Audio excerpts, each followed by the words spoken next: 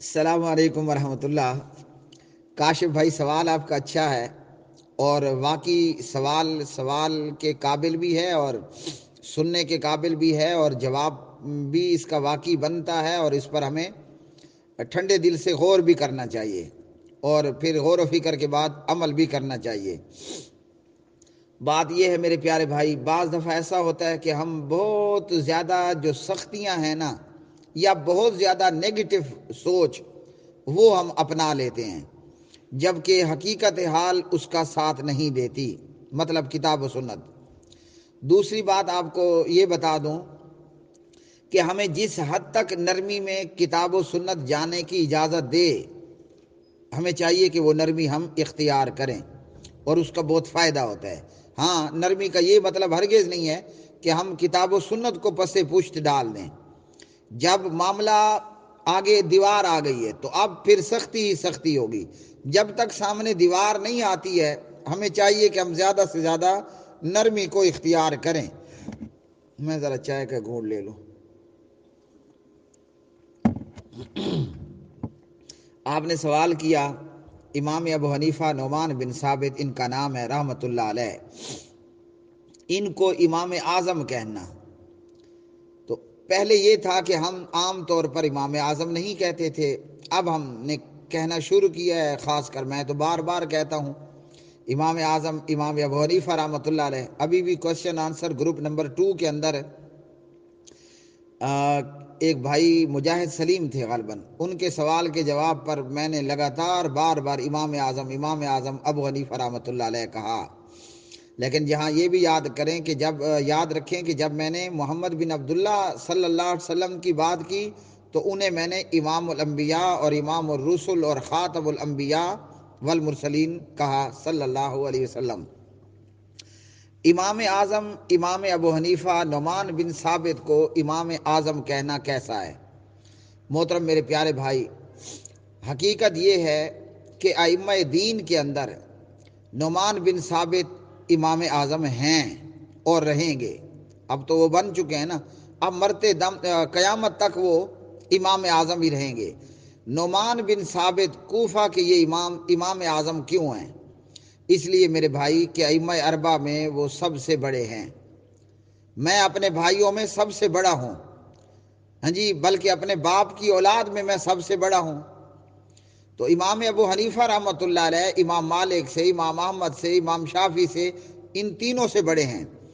ابو حنیفہ رحمۃ اللہ علیہ کی پیدائش ہو رہی ہے 80 ہجری میں، اور باقی ائمہ 80 ہجری کے بعد پیدا ہوئے، تو اس لیے میں کہتا ہوں امام اعظم امام ابو حنیفہ رحمۃ اللہ علیہ۔ امام صاحب باقی 3 ائمہ سے بڑے ہیں، تو جو ائمہ محدثین ہیں ان سے تو وہ آلریڈی بڑے ہیں۔ پھر اس کے بعد جو آگے ائمہ فقہا آئے ان ساروں سے بھی وہ بڑے ہیں، اپنے شاگردوں سے آلریڈی بڑے ہیں۔ امام قاضی ابو یوسف، امام محمد، امام ظفر رحمۃ اللہ تعالی علیہ مجمعین ان سے بھی بڑے ہیں۔ تو اہل سنت کے 4 ائمہ کرام میں سے امام اعظم امام ابو حنیفہ رحمۃ اللہ علیہ عمر میں باقیوں سے بڑے ہیں، اس لیے میں محمد اقبال سلفی کہتا ہوں امام اعظم امام ابو حنیفہ رحمۃ اللہ علیہ۔ اب جب میں نے یہ کہہ دیا تو نہ میں نے کفر کیا، نہ میں نے کوئی بدعت کی، نہ میں نے کوئی گناہ کا کام کیا۔ میں کیوں کہتا ہوں؟ میں امام ابو حنیفہ رحمۃ اللہ علیہ کی 100 میں 100% رسپیکٹ کرتا ہوں، انہیں اپنا امام مانتا ہوں، انہیں مقتدا اور اپنا پیشوا مانتا ہوں، انہیں اپنا راہبر و رہنما مانتا ہوں۔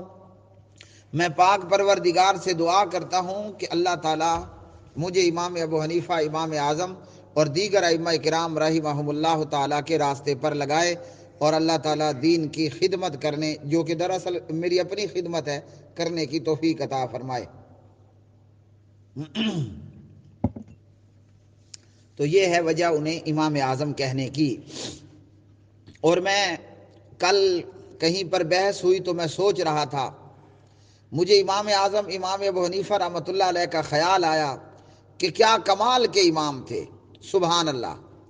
اپنے شاگردوں کی ایسی بہترین 24 کیرٹ پر تربیت کی کہ امام صاحب کے ایک تو شاگرد سینکڑوں اور ہزاروں میں تھے، اس سے بھی زیادہ بنا لیں، ان میں جو امام صاحب کے شاگردوں کے اندر سب سے سپریم کلاس وہ امام محمد بن حسن امام الشیبانی اور امام قاضی ابو یوسف رحمۃ اللہ تعالی علیہما وغیرہما۔ امام صاحب کا عالی مقام ہونا جانیے کہ امام اعظم امام ابو حنیفہ رحمۃ اللہ علیہ نے اپنے شاگردوں کی اتنی بہترین تربیت کی کہ شاگردوں کے پاس جب اللہ کے قرآن کی آیت آ جاتی، شاگردوں کے پاس جب محمد الرسول اللہ صلی اللہ علیہ وسلم کا فرمان آ جاتا، تو وہ اپنے امام اور اپنے استاد نعمان بن ثابت امام ابو حنیفہ رحمۃ اللہ علیہ سے بھی اختلاف رائے کرنے میں کوئی شرم، کوئی عار، کوئی ڈر، کوئی کمزوری محسوس نہ کرتے، اور اس کے سیمپل سینکڑوں ہزاروں کی تعداد میں ہمارے سامنے فقہ حنفی کی کتب کی صورت میں موجود ہیں۔ امام ابو حنیفہ رحمۃ اللہ علیہ کچھ کہتے ہیں اور امام صاحب کے شاگرد کچھ کہتے ہیں۔ ایک سیمپل میں ہلکا سا دے رہا ہوں، قدوری ہے اور فقہ حنفی کے ایک مایہ ناز اور معتبر کتاب ہے۔ قدوری کے پہلے پیج کے اندر امام ابو حنیفہ رحمۃ اللہ علیہ کے نزدیک بازو میں موجود کوہنی یہ وضو میں شامل نہیں ہے، اور امام صاحب کے شاگردوں کے نزدیک بازو کو وضو میں کوہنی سمیت دھونا یہ اس میں شامل ہے۔ اب امام کی بات کچھ اور ہے، شاگردوں کی بات کچھ اور ہے۔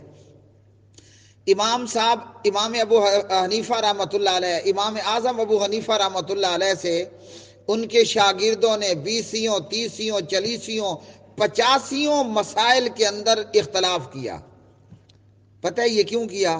یہ استاد کی تربیت کا نتیجہ تھا، اور میں یہ بات کوئی ہوا میں نہیں کہہ رہا۔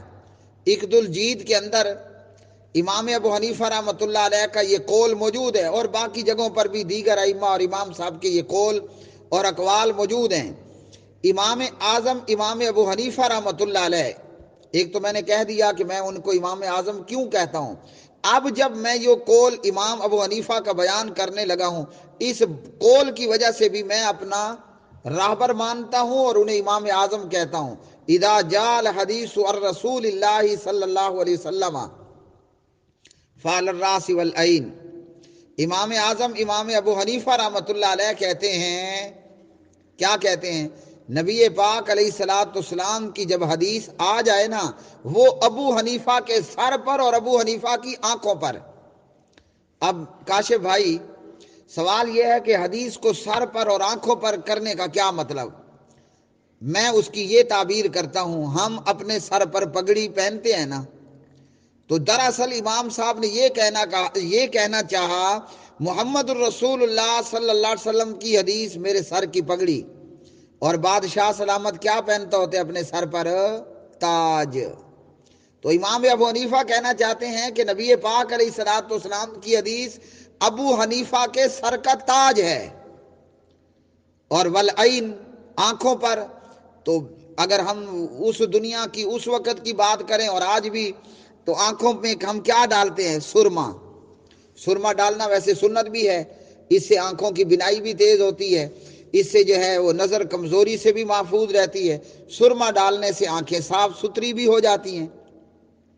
تو میرے امام ابو حنیفہ امام اعظم یہ کہنا چاہتے ہیں نبی پاک علیہ الصلوۃ والسلام کی حدیث میری آنکھوں کا سرما۔